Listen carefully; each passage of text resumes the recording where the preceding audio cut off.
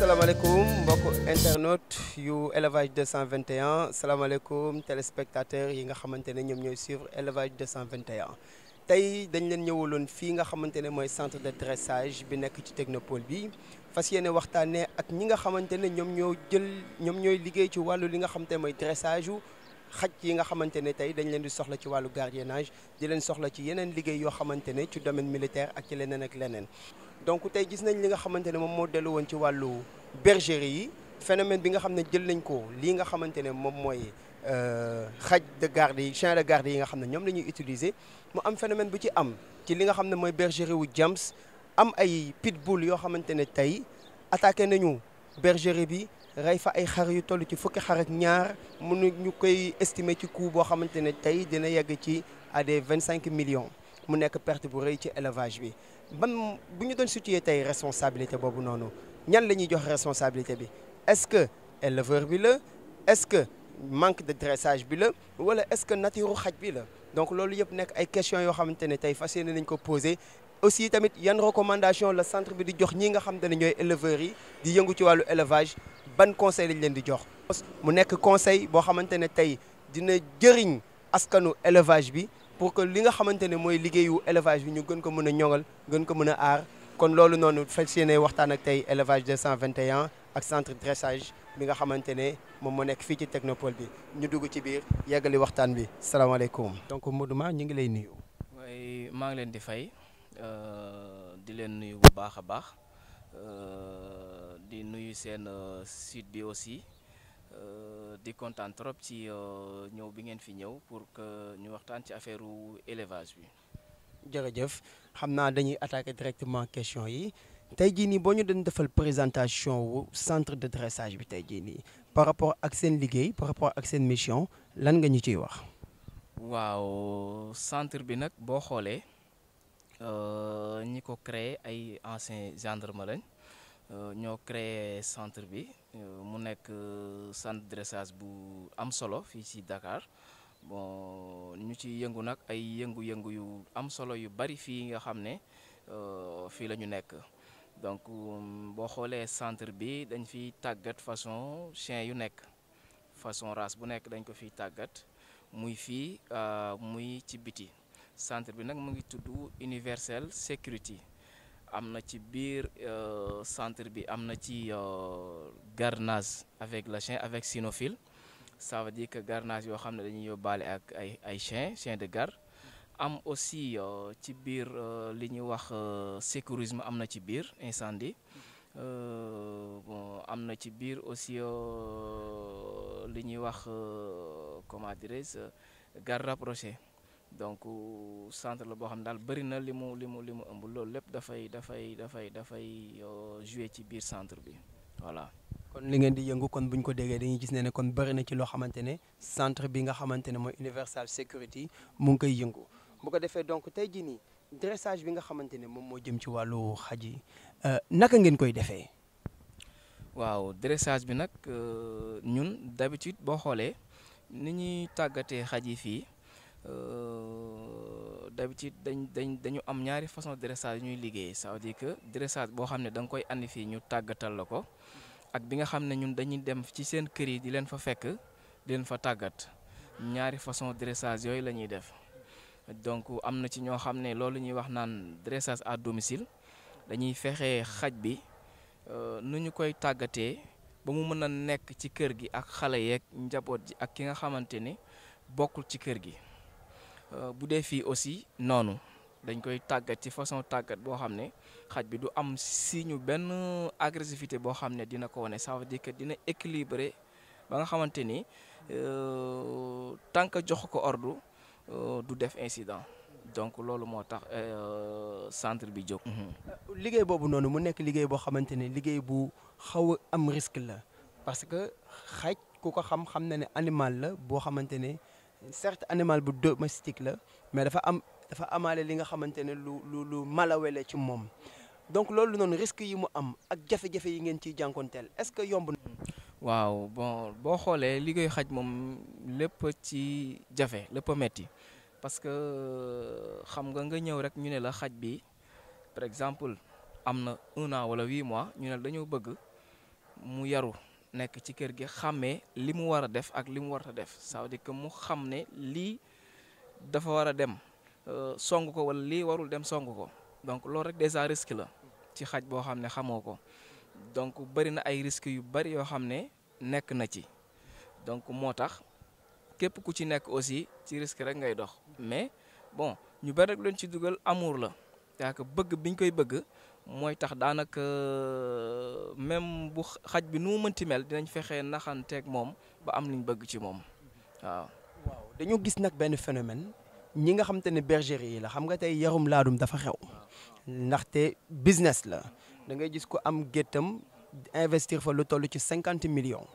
donc tey kooku dafay soxla sécurité mu tax mu wut li nga xamante ne moom mooy benn chien de garde donc foofu noonu ban appréciation ngeen def ci loolu noonu. waaw am nañ ci jàngat bu rëy parce que dañ ciy am la plupart dañ ciy am ay événements yu bëree bëri yoo xam dañuy ñëw fii di ñu kalaame loolu ça veut dire que ñu ci mel ni yarkat yu bëri dañuy ñëw fii nañu biig dañu dugg si gétt gi presque yóbbu nañ lépp wala sàcc nañ lépp donc bu amee xaj daf koy permettre sàcc bi du mën a am accès foofu donc mais nag loolu lu ma ci digal askan bi mooy nañu fexe xaj buñ ciy def aussi nañu fexe xaj bi ñu dressé ko nañu dem ci centre de dressage yi ñu tàggatal leen xaj bi ba nga xamante ni bu ñëwee ci xar yi dina ko def comme moo xar yi ñoo bokk benn ndey benn baay donc loolu aussi pour mu mën a am il faut que ngeen am dresseur bu baax bien ngeen yóbbu ko ci centre yi ñu dressé leen ko ba nga xam ne xaj bi du mën a def ci biir xar yi foofu benn incident. gis nañ ne tey jii nii bari na parce que am na ci ñu nga xamante ne dañuy jóg am nañ seen bergerie dem wuti ji benn xaj dressel ko seen bopp dugal ko seen biir kii est-ce que loolu noonu amul ay risques yoo xam ne da ciy am.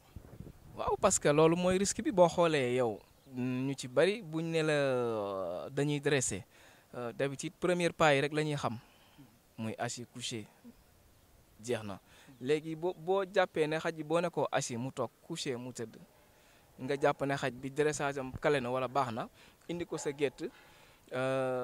mu yëngu fa def incident comme li xew donc loolu aussi yooyu rek moo koy waral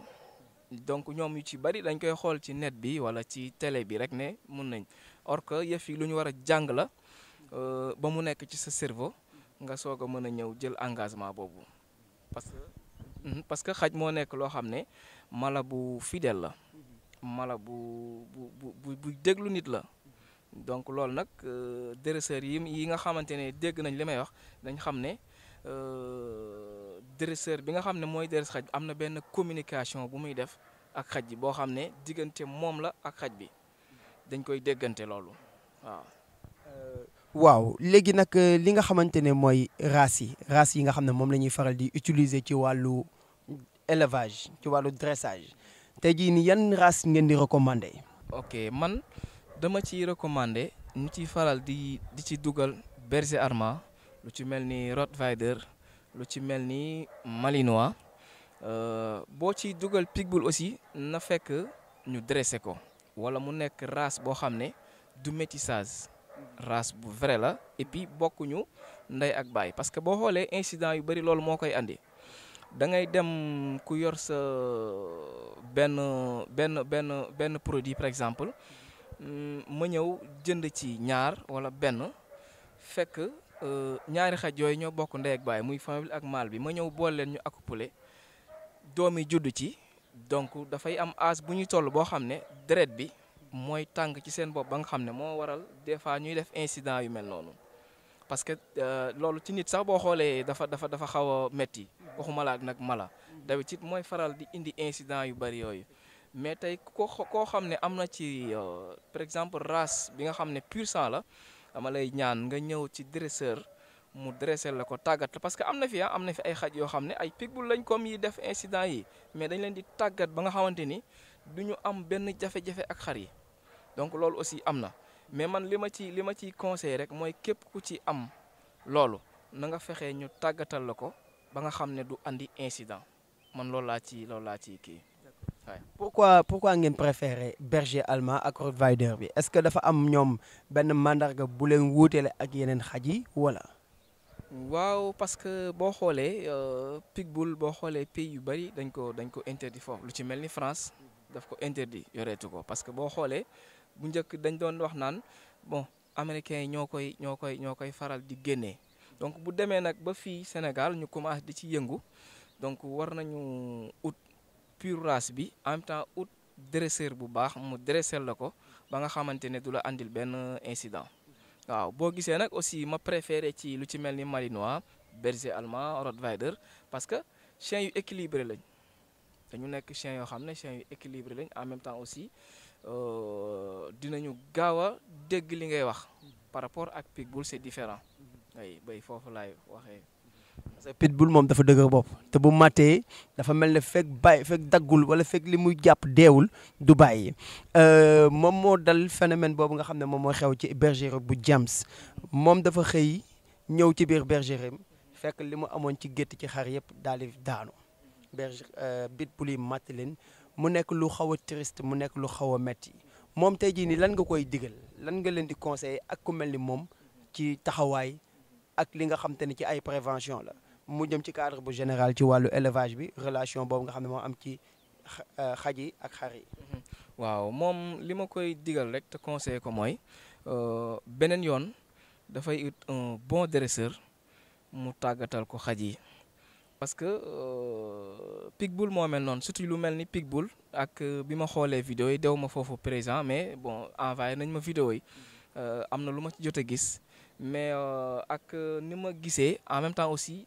environ bi ak nekkin bi ci biir dafa des lu bari parce que d'habitude yooyu boo ko amee dresseur bi dafa war a ñëw ci biir xar yi fexe ba nu ñu leen familiariser de telle sorte que du ñu am benn effet ci xar yi loolu aussi dafay jouer ba ci bien vrai que mën nañ ko dresser mais est-ce que familiariser woon nañ ko ak xar yi est-ce que tàggat nañ ko lu yàgg ci biir xar yi man loolu laa koy laaj avant tout en même temps aussi di ko conseiller prochainement na ut dresseur bu baax mu tàggatal ko xaj yi balaa mu leen di dugal ci biir xar yi. am na ñuy soulever problème boobu bu ñu leen ko waxee dañu naan ñun suñu xaj dressé nañ ko léeg-léeg dañuy wax ne xaj bi dafay jóge ci parce que bu ñu koy dressé dañ ko génnee ci état animal am indi ko ci état bu domestique. léeg-léeg mu jékki-jékki jóge ci état bu domestique boobu dellu ci état bu animal bi bu sauvage bi ñu wax ne loolu parfois dafay am nu mu demee noonu. waaw loolu dafay am lu bëree bëri parce que boo xoolee xaj dafa am lu ko yàlla may boo xoolee moom rek la ci yàlla may muy gis loo xam ne doomu aadama du ko gis donc ñun aussi buñ koy tàggat dañuy déglu li nekk ci cerveau bi. parce que mooy li ma njëkk a wax sànq dafa am benn communication boo xam ne dafa am ci diggante dresseur bi ak chien bi benn dégg-dégg la boo xam ne dafay am loolu nag boo ci yàggul wala nga nekk dresseur bu xaw a sori ci bagage yi doo dégg communication boobu mais boo xoolee dañuy ñun loolu ngay wax noonu am na bu baax a baax waaw parce que déjà te benn animal rek génnee ko ci niveau boobu mu nekk andi ko ci beneen niveau déjà loolu rek dafa beneen kéemaanu suñu borom la waaw donc loolu aussi am na ci solo bu baax a baax a baax. waaw ba tey yéen a ngi ak seen site internet élevage 221 ñu ñëwoon tey fii nga xamante ne moom mooy centre de dressage bu Universal Security fa doon waxtaan ak ki nga xamante ne moom mooy Mar dañuy yeggali suñu waxtaan ba léegi bonne recommandation Mar moom ngay defal ñi nga xamante ne ñoom ñooy def élevage te bëgg wut ay xaj yu ñuy dressé pour dugal leen foofu noonu yan recommandation nga leen di jox. waaw recommandation yi ma leen di jox mooy nañu ñëw ci centre yi. ñu dressé leen xaj yi wala soit ñu woo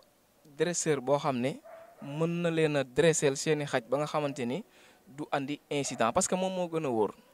xam nga tey pitbull boobu mënoon na bañ a nekk sax ci xar yi nekk ci nit ñi